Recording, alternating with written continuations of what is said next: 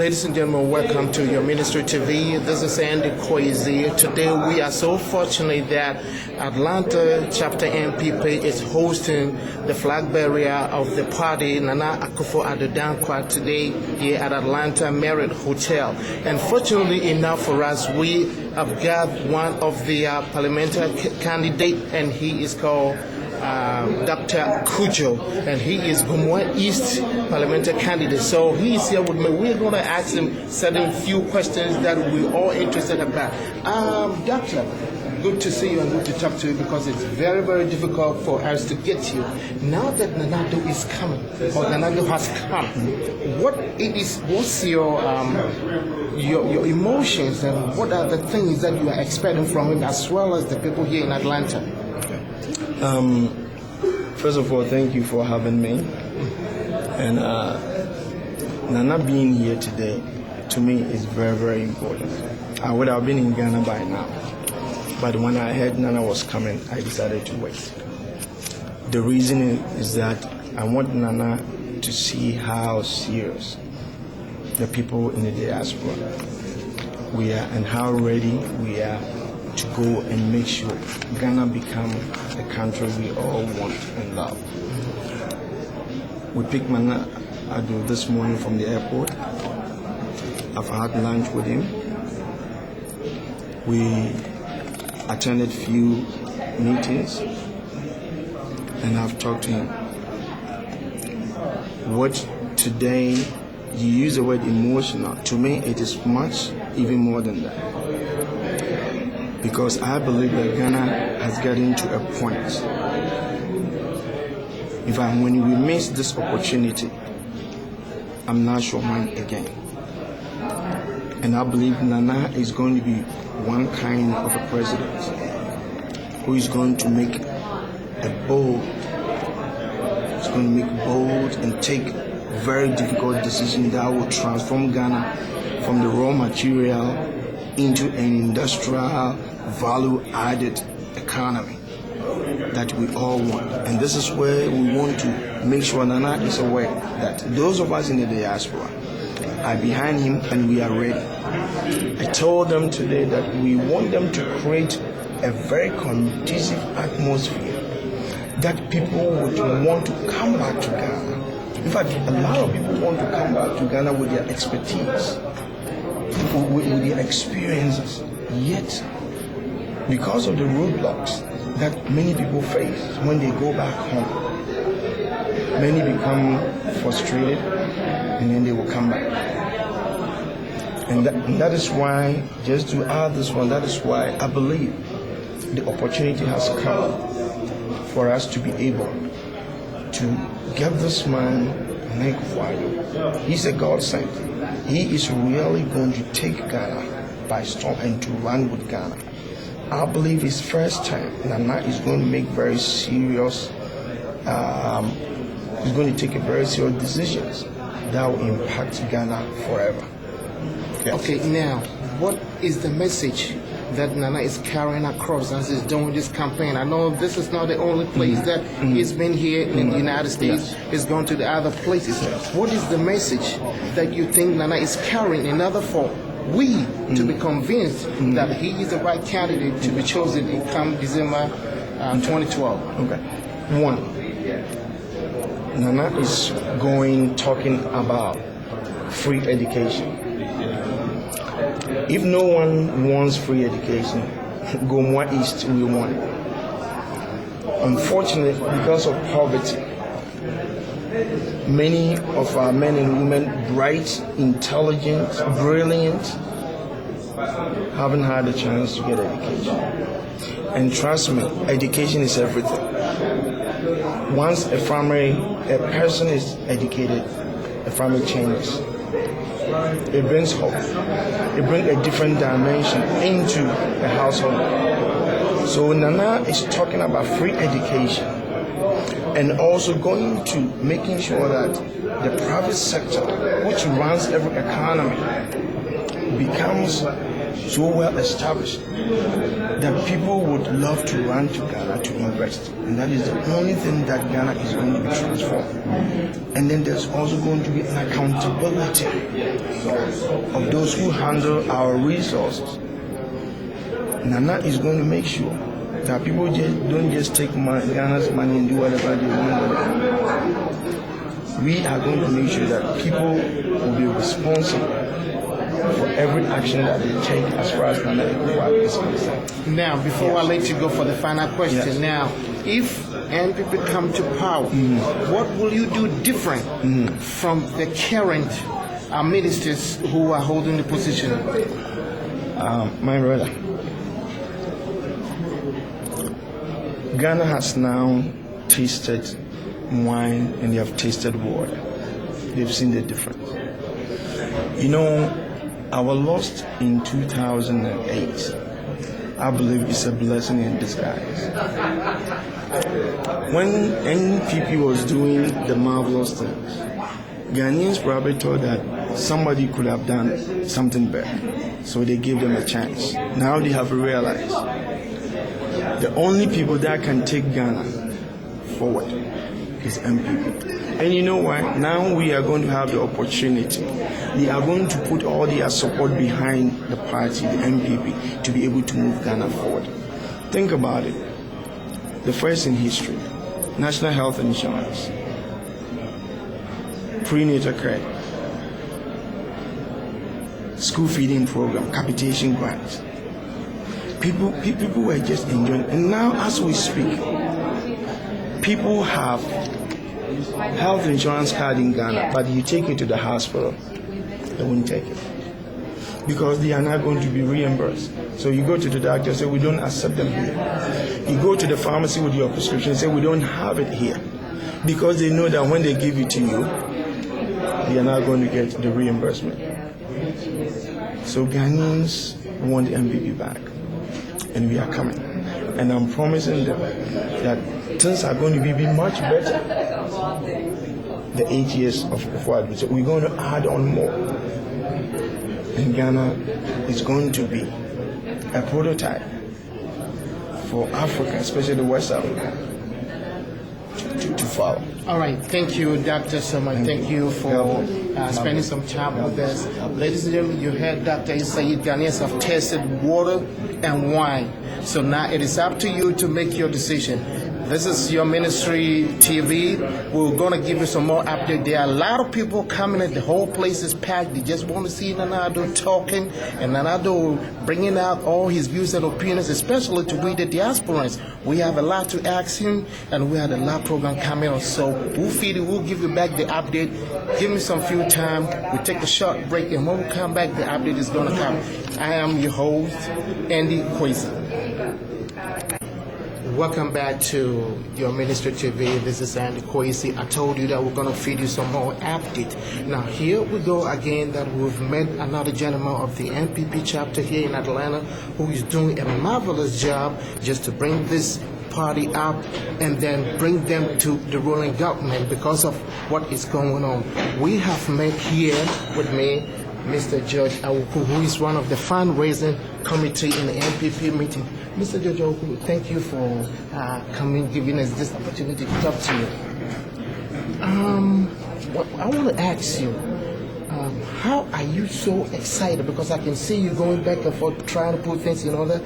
How are you so excited that Nanado is coming here in Atlanta, not in Washington, not in Denver, not in Colorado, but here in Atlanta? How are you so excited? Why do you think Nanado chose to come to Atlanta NPP chapter? Well, thank you very much for this opportunity. I think Nanado's coming here is a validation of the fact that NPP Atlanta chapter is always at the forefront of making sure that everything really works as far as how NPP's future goes. NPP Atlanta has or is one of the four bearers of supporting candidate constituencies.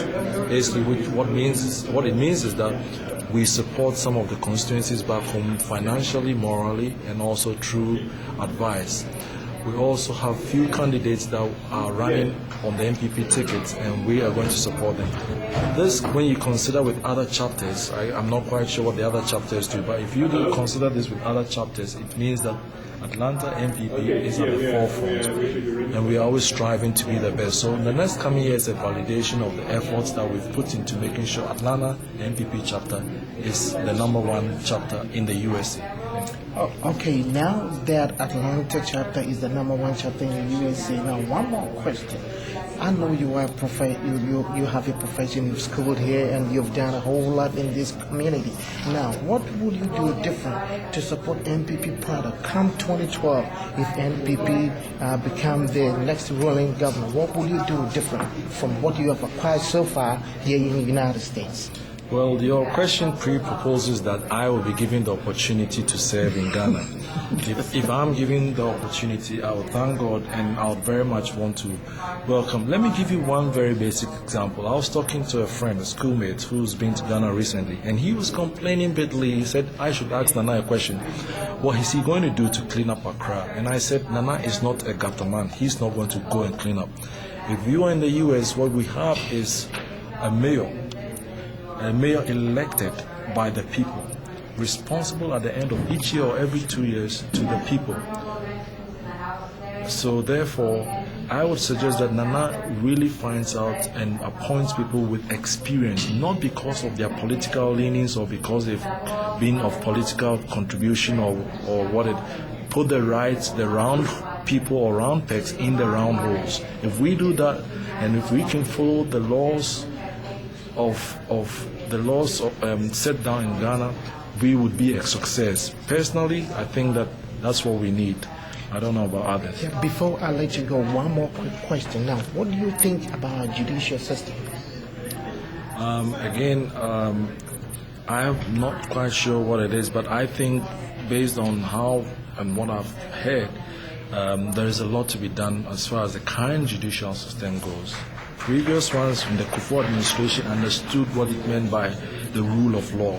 Basically, if someone is put in prison or cells, they have 48 hours or so to produce the person, and any judge can then, if there's a contempt of court, the judges will put their foot down and, of course, have that the constitution upheld. This current government, they have a different ballgame as to what they're going.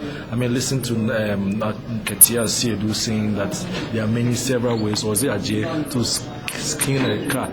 Basically, that puts fears in the judiciary, given that the same government, NDC, was born from a PNDC government, which slaughtered 4 innocent judges. You can understand the fears. So we don't need such utterances coming from the current government. Okay, we don't need such utterances coming from the nation. You heard from Judge Awuku, who is the fundraising committee of Atlanta NPP chapter. Thank you so much for spending some time with us. Thank you very much also. Have a good day. All right, ladies and gentlemen, once again, this is Quaisie with your Ministry TV.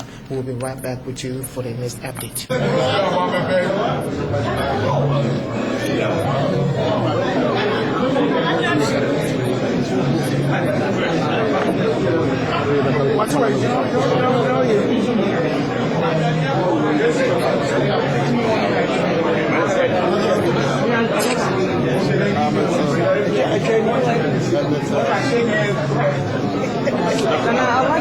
I'd like to follow me, please. Thank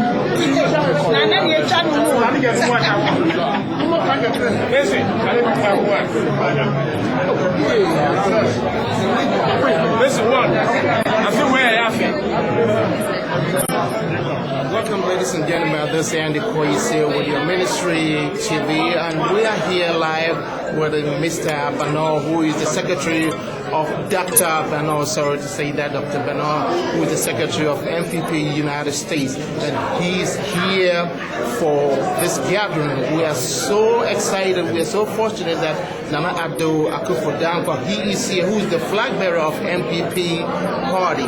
He is here now. We're going to have a few words with him because these are some of your expectations, and we know that everything that he has said so far, you're going to hear from the House of Soma. So welcome, Dr. Bano. All right. Thank you very much for the opportunity to speak about what Nana just talked about. Nana, in his Q&A, answering some of the questions, and also in his main speech, he identified several areas that he thought were key with respect to the economic development in Ghana. The first thing that he identified was youth unemployment. He said that it's unacceptable to have such a large segment of our youth being unemployed. Even graduates from universities and colleges are not being employed. You cannot sustain the growth of the economy if you have that level of unemployment. To achieve that, you need to invest in education. And part of the problem is this senior high school system, the SSS, that is 3 years and then go back to 4 years, and we need to settle that matter. And I said, let's leave it to the professionals, the educators. Let them tell us, is a 3-year better or 4-year better? Because it looks like if the kids spend 4 years in a high school, as it is here in the United States, by the way, they do better and on the examinations, and then they can move on to the universities. They are better prepared, then they can graduate. So we need to really not politicize the issue, make it, leave to the educators, the professionals to make that decision. Then he spoke about reducing political corruption.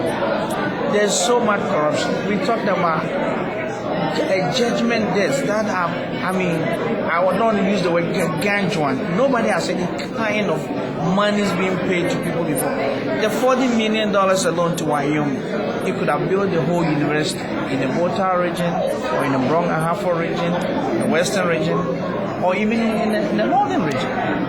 But that's money that's not available. We paid another $40 million to the other company, Waterville. What is it about? We paid monies to the CP Construction Pioneer, huge sums of money, about projects that are not even completed. We could have used this money to invest in education or national health, for example. One young lady mentioned about maternal and infant health problems.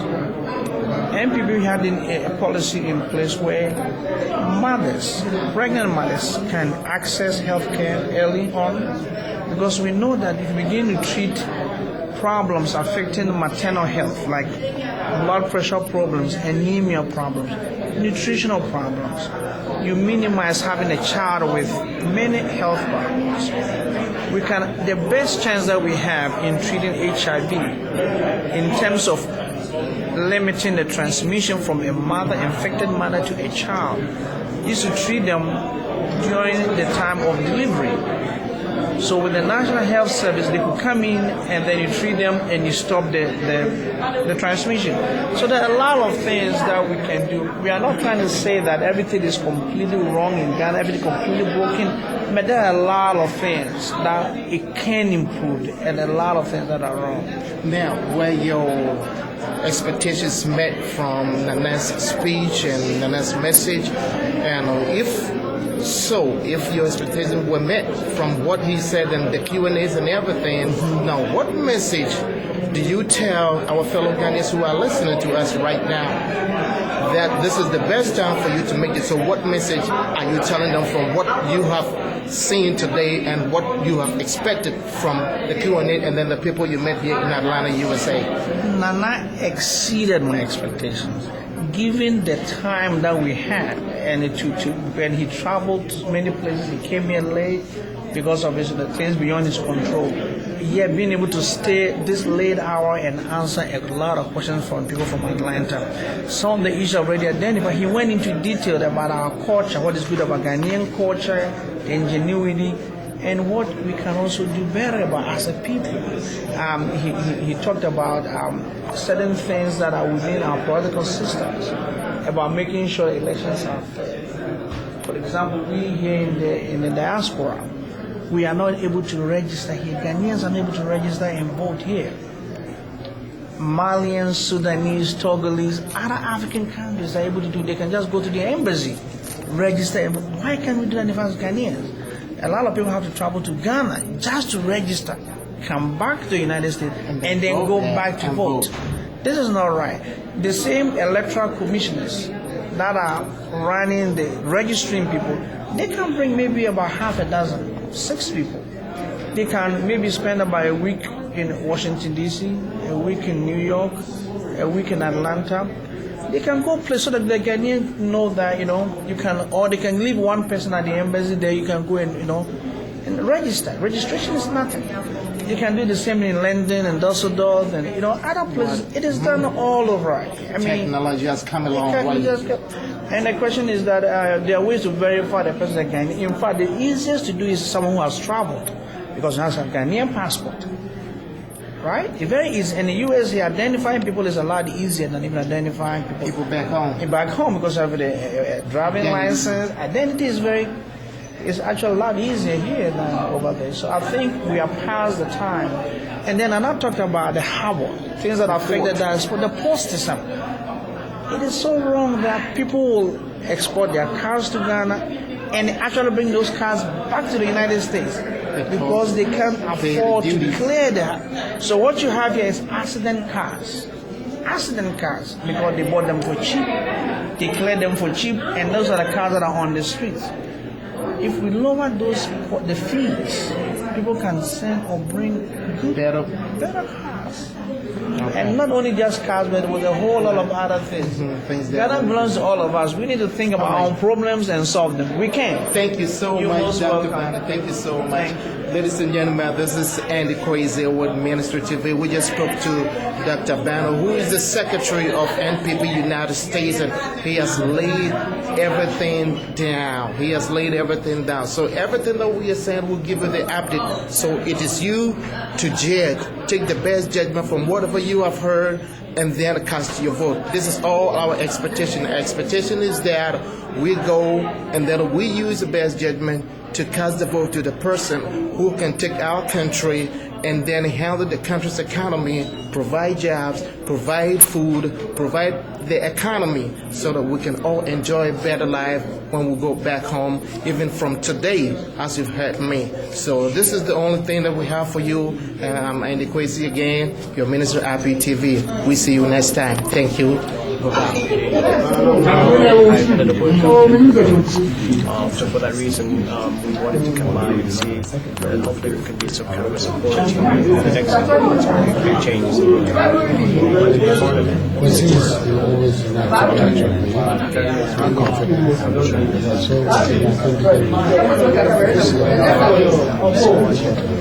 Please reach out to son.